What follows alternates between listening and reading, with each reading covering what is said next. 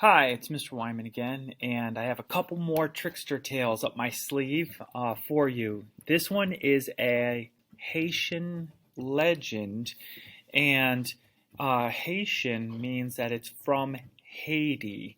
And Haiti is an island in the Caribbean. We're Native Americans who lived there, but a great part of the population, like a large number of the population, are descendants of African slaves. So these Africans were brought to Haiti in order to be slaves on plantations. Night Owl and the Rooster. And this is a love story, so you'll love that. A long time ago on the island called Haiti, there lived a little owl named Cuckoo. Cuckoo was very sad and lonely. Although others of his kind danced and flew in the moonlight, Cuckoo would come out only in the darkest nights. Cuckoo believed he was too ugly to show his face, even in the soft silver light of the moon. Oh, poor Cuckoo. It happened this way. One bright afternoon, Cuckoo was dozing in a thicket when suddenly a hummingbird flew straight into the sleepy little owl. The hummingbird screeched, rearing back in alarm. "Coo, coo, hoo," hooted Cuckoo, equally startled. "I beg your pardon." "Well, I should say so," exclaimed the hummingbird, smoothing her feathers. "A face like yours should scare the feathers off anyone. I'm surprised I'm not as bald as a vulture's head." "Oh," said Cuckoo, "am I really that ugly?" "You're so ugly I hope never to see your face again." The hummingbird gave Cuckoo a peck with her sharp beak and darted away. That's rude. No one had ever told Cuckoo he was ugly before. Shaken, he leaned over to see his reflection in a small pond next to the thicket. But as he moved, a tiny tropical fish zipped off in a frightened streak. Streak was a vocabulary word we had a little bit ago. "So it is true," Cuckoo said sadly. "I even scared the fish," and he resolved never again to show his face in the light. Resolved is a good vocab word too. For some months, he stayed well hidden during the day and kept to the shadows at night, coming out only when the moon was down. One evening, just after sunset, Cuckoo heard a soft, sad chee-weet, chee-weet. He hopped to the edge of the thicket to see who was crying. Nestled among the leaves of a nearby palm was a lovely swallow. She's dressed like maybe like a Haitian woman with a bandana on her head, right? "Swallow, why are you crying?" called Cuckoo. "Oh, Owl, the day was so beautiful that I flew and flew farther than I've ever been. But now the sun is gone, and I can't find my way back home." "That's no problem," replied Cuckoo. "I see perfectly well at night. I'll show you the way home." So Swallow, whose name was Drina, told him where she lived with her family in the mangrove forest, and Cuckoo flew with her there. Luckily, it was a moonless night, so Cuckoo didn't have to worry about scaring Drina with his ugly face. As they flew, he chattered and told her funny stories about his friend Rouge, a rooster, who liked to court the ladybirds.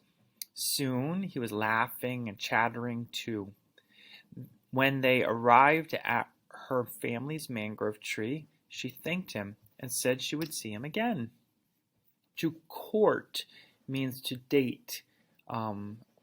So the rooster, and roosters are kind of known for this, and that's why it fits the story. These animals, again, like animal tales, right? Anthropomorphism.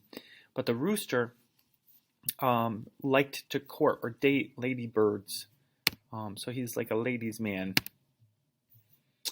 Sure enough, the next evening she was sitting in the thicket calling for him. "Aren't you frightened? It is nearly dark," said Cuckoo. "Oh no, now that I know the way, the dark doesn't scare me. Besides, I want to hear more of your stories." They talked and laughed for hours before he flew her home again. After that, she came often to visit him. It was not long before Cuckoo knew that he loved Drina, but still he was careful not to show his face, lest she become frightened and never want to see him again. So on nights when the moon was full, he would make some excuse why he could not come out and fly with her. So he's avoiding her observations. One evening she came to his thicket with news of a party. My parents know how fond I am of you, so they are giving a party in your honor. Please say you will come, Cuckoo. Cuckoo, coo, co, coo, hoo. Coo, I don't exactly know how to pronounce this. Coo, coo, hoo. Of course I will come. Cuckoo was delighted. No one had ever given a party for him before, but later, as he counted the days, he realized the party would be on the night of a full moon. Oh no, what will he do? Cuckoo, whatever will I do? Cried Cuckoo. If I don't go to the party, Drina will think I don't like her. But if I go, she will see how ugly I am.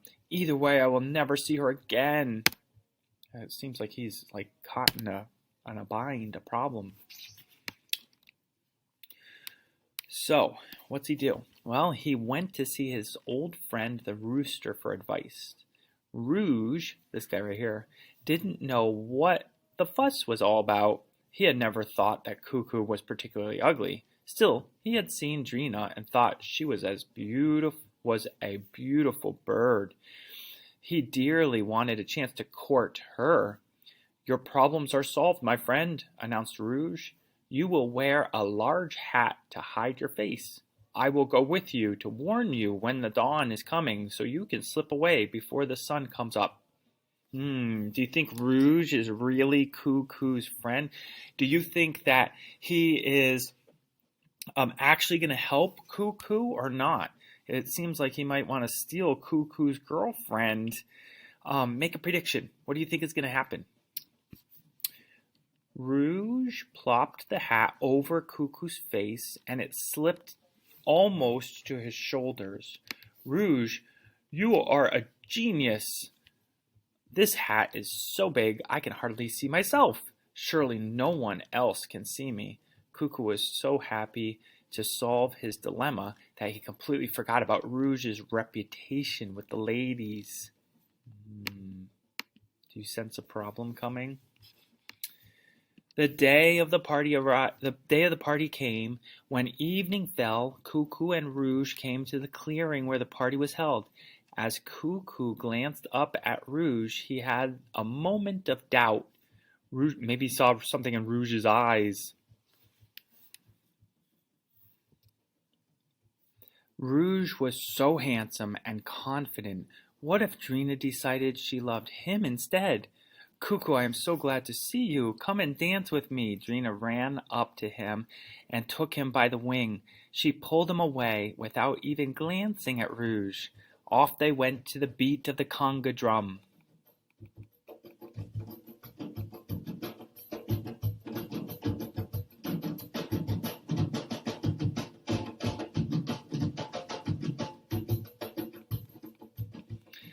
Cuckoo loved the music and loved dancing. He had often danced in the full moon just for the fun of it, but that was long ago, before he found out how ugly he was. Cuckoo was so happy to be dancing in the moonlight with his beloved Drina that he forgot about his ugliness. Uh-oh. What do you think might happen? Make a prediction. But after a while, Rouge's heavy hat began to weigh down on him and make him feel very tired. If only he could just lie down and rest for a few moments. Now what do you think is going to happen? Make another prediction. So predict, right? That's how what good readers do. It's been so long since I've danced that I've really become very tired, Cuckoo said to Drina. Just let me rest a while, then we will dance again. Oh, Cuckoo, Drina said, I don't want to dance without you. Cuckoo motioned to Rouge. Rouge will dance with you, won't you, my friend? Uh-oh. This was just what Rouge had been waiting for. He had danced with many lovely birds that evening, but none was so sweet and beautiful as Drina. Uh-oh. As Rouge turned away to dance with Drina, Cuckoo whispered to him, "Don't forget your promise to warn me when the sun is about to rise." "Don't worry," said Rouge. "Leave everything to me."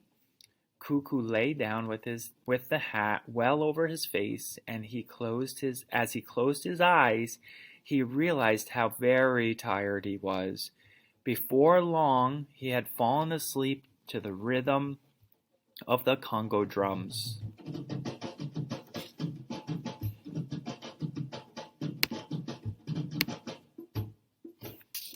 What do you think is going to happen? Make a prediction. While Cuckoo slept, Rouge sailed and strutted and pulled out every charm he had. In other words, he really showed his stuff. I mean, he was showing off and trying to really impress Drina. He was sure no female could resist him. Still, Drina often forgot to laugh at his jokes because she was so busy looking over at the sleeping Cuckoo. So, cause and effect. What's going on here? You would think that Rouge's behavior and his success with other ladybirds would cause Drina to fall in love with Rouge. However, because Drina really cared for Cuckoo, that wasn't going to happen. Rouge didn't like it when Drina looked away. He had one other trick, and he decided he would use it. He would wake Cuckoo, all right, but he would crow the sunrise after the sun had cleared the mountains. Was he supposed to do that? No. In the full daylight, Cuckoo would surely rush off to hide himself. Then Drina would be hurt and think Cuckoo didn't care for her at all. Of course, Rouge would offer his wing to comfort Drina. And so he did just that. So Rouge has a plan here, and he's planning on tricking both Drina and Cuckoo out of their love for each other. So he did it. He did his plan. Just as the sun rose over the mountains, he gave his call. "Kokoi-ko! Kokoi-ko!" "Coo-coo!" exclaimed Cuckoo as he woke with a start. He sat up so suddenly that the hat came right off his head. "Cuckoo, the hat!" yelled Rouge.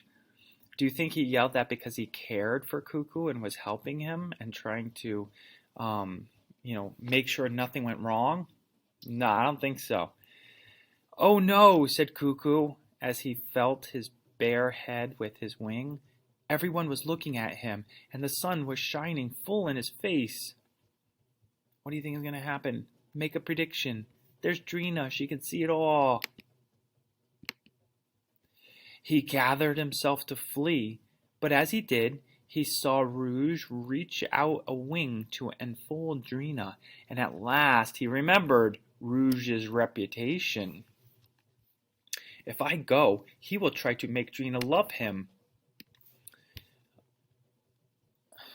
If I go, he will try to make Drina love him," thought Cuckoo.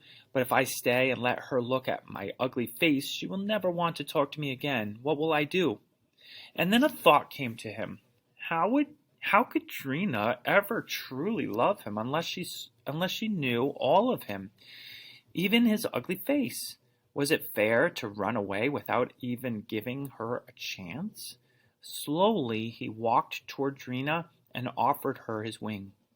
"I am so sorry I slept so long. Will you dance with me once more before the party is over?"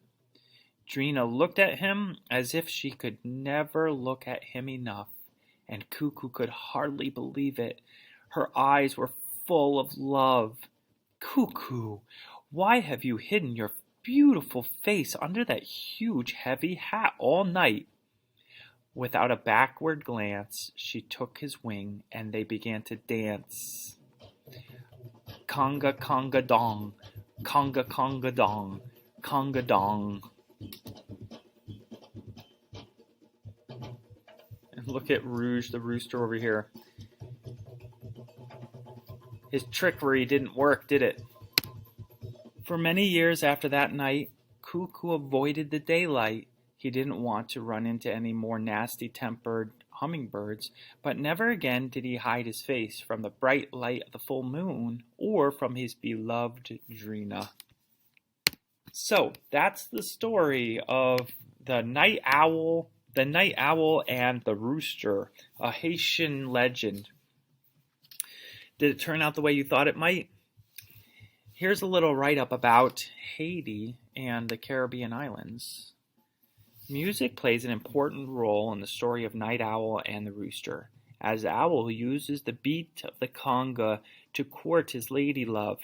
Just as in the legend, music plays an integral part in the everyday lives of the Haitian people. Today, Haitian harvests their crops as their ancestors did in Africa, to the sound of music and singing. This combination of work and play is called combite. The people of Haiti farm as much of their land as they can, but a large portion of the land is mountainous. In fact, the name Haiti comes from an Arawak word meaning high ground. In some places, the slopes are so steep that the farmers must anchor themselves with rope to keep from sliding down the hills. Coffee and cocoa or cacao, the seeds used to make chocolate, are grown in the mountains, while the sugarcane is harvested in the valley. Although Haiti was once blanketed with forests, few remain. Tropical rainforests are scattered at high elevations, which means high up in the mountains, where mahogany, cedar, and rosewood grow. Haiti's small animal population includes lizards, ducks, wild pigeons, and flamingos. Haiti is located on the island of Hispaniola in the Caribbean Sea. On Christmas Day, 1492, Christopher Columbus's ship, the Santa Maria, ran aground, which means crashed into the ground or the shore near the island, near the present-day city of Cap Haitian. His crew used the ship's timber, which would be the wood from the ship. They took it apart, it wrecked, to build a fort, which Columbus named Fort Navidad. Today, Haiti is populated by descendants of former slaves brought to the island by French colonists. Haitian Creole, a language that has its roots in French, is widely spoken on the island. So, I hope you enjoyed this tale and made some good predictions. When I read it the first time, my predictions totally did not come true. The story unraveled in a different way than I thought it might, which is always fun as a reader, and that's why we make predictions. It's like making the reading into a game. Until next time, take care.